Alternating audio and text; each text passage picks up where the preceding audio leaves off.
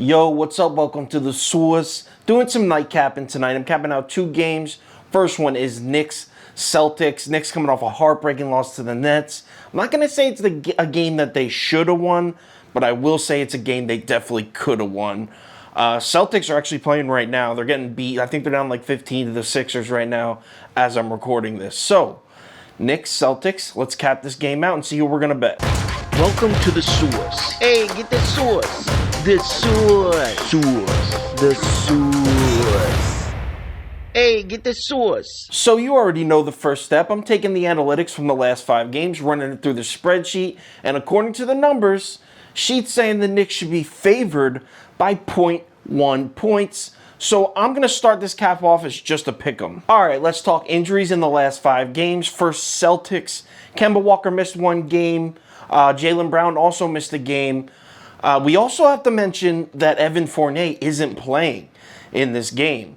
So, to be honest, I would have moved it 1 point towards the Knicks and then 1 point towards the Celtics. So I'm just going to leave it for that. Just call those two a wash. As far as the Knicks in the last 5 games, the only significant missed time was Derrick Rose, and he only missed 1 game. So Derrick Rose is a pretty important piece, but it's only 1 game. So I'm just going to move our line a half point. Just a little half point. That brings our cap to Boston plus a half. So how do these two teams match up on the court? Well, the Celtics play good defense. They really do. Their only weakness is they're susceptible to the 3-point shot.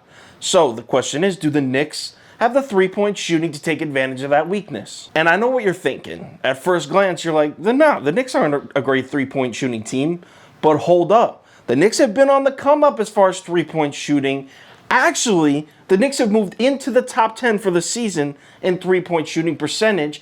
And in the last 3 games, they're 4th in the NBA in 3-point shooting percentage. So the answer is yeah.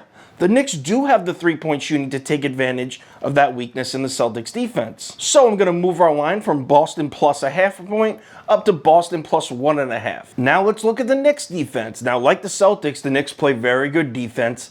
Honestly, the Knicks' biggest weakness in the last 30 days have definitely been keeping opponents off the offensive glass.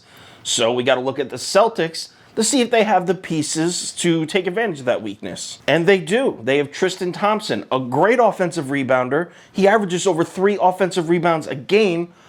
Oh, wait, he's hurt. Or is he sick? No, he's hurt. He's not going to be playing. Without him, they have a guy, I think his name's Robert Williams III.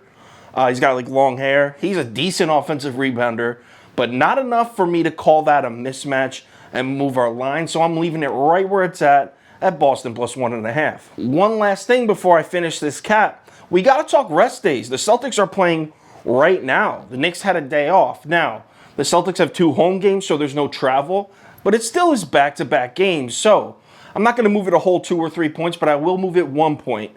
From Boston plus 1.5, we are now at Boston plus 2.5. And that is where I will finish my cap. So the books haven't opened yet, so I can't tell you which way I'm going to lean. So when I recorded it, the line wasn't open, but now it's almost midnight.